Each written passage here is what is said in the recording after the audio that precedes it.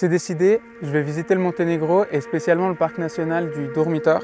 J'ai pas mal hésité parce que quand j'étais en Bosnie dans les pistes, j'ai réalisé qu'en fait il y avait déjà beaucoup de neige qui était tombée.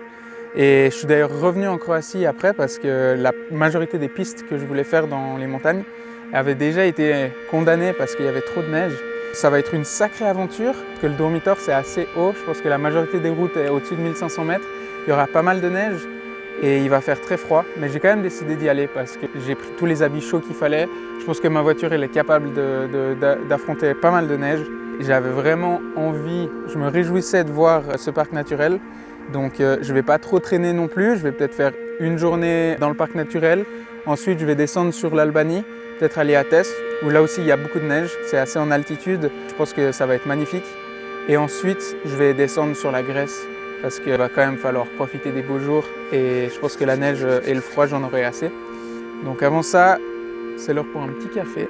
Je suis à Dubrovnik là, et puis ensuite je pars pour la route direction Monténégro.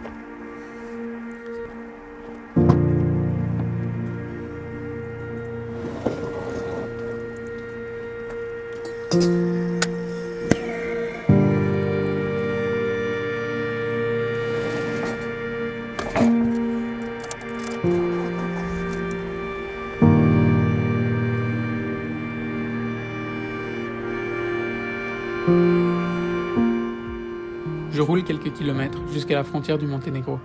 Dès mon arrivée dans le pays, les paysages changent et je vois de plus en plus de neige.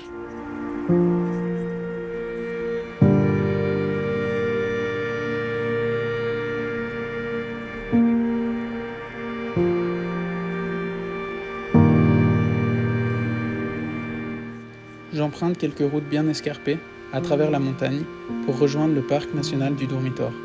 Et là, c'est magnifique. Des routes et des chemins recouverts de neige et des paysages à couper le souffle.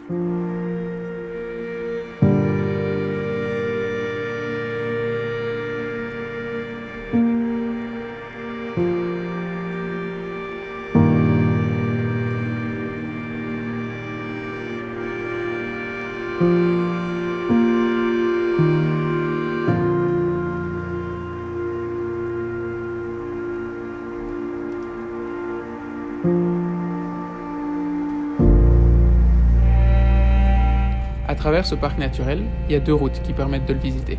La première, c'est un col à près de 3000 mètres d'altitude, et l'autre, c'est une petite route qui descend dans un canyon. Je commence la journée en essayant le col. Aucun panneau m'indique qu'elle pourrait être fermée, alors c'est parti. Les paysages sont de plus en plus beaux. Je gagne en altitude et tout devient encore plus sauvage. Le parc naturel du Durmitor, pour moi seul.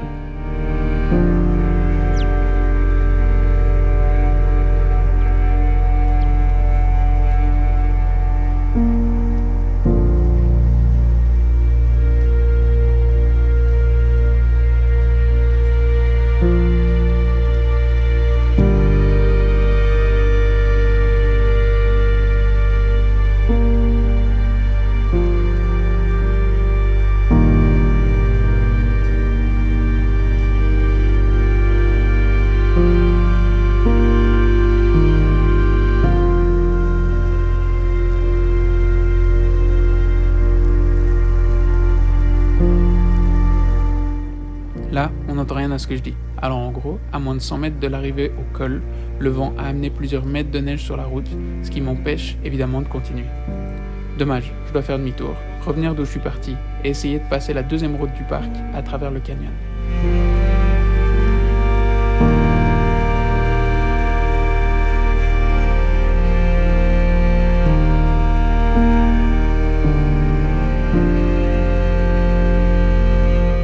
Celle-ci aussi fermée.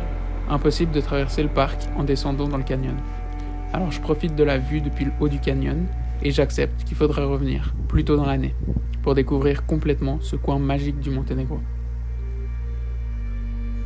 Prochaine étape, l'Albanie.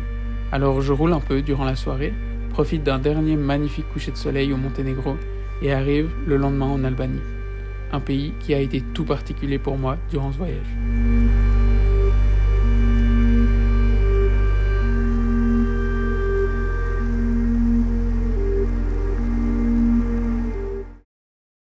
car les prévisions météo annonçaient des températures super froides accompagné de neige et de vent. J'ai décidé de réserver un logement chauffé. Bon, je crois que je suis arrivé au parc naturel de Têtes. Donc, il pleut. C'est pas pour rien que j'ai fait un hôtel. Mais regardez comme c'est beau! C'est incroyable, il n'y a même pas de route. La route, c'est ça à partir de maintenant. C'est des bons vieux graviers. Donc, ça n'a aucun sens. Voilà. 4x4 enclenché. Voilà, on est passé. Je pense que la rivière, elle a dû péter la route, c'est pas possible. Ah ouais, d'accord, normal, bah oui. Ah bah oui. Donc là, je dois passer la rivière. J'espère que c'est pas trop profond. On voit les cailloux là, donc ça devrait le faire. Allez, on le tente, c'est parti.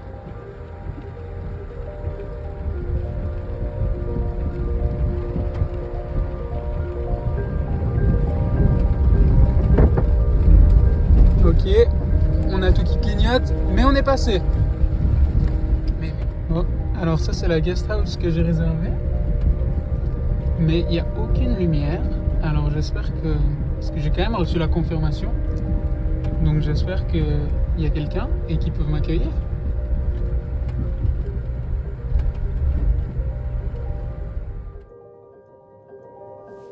Effectivement, il n'y avait pas de lumière. Mais heureusement, Rosa, la propriétaire du gîte, est venue à ma rencontre pour m'expliquer qu'il s'agissait simplement d'une coupure d'électricité.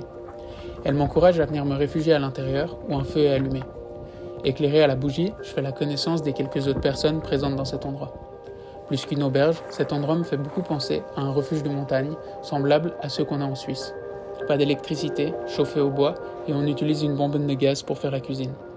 L'atmosphère s'est révélée magique, tellement que j'ai rien filmé pendant ces quelques jours. Alors voilà, quelques images à l'iPhone et quelques photos pour illustrer ces quelques jours au nord de l'Albanie.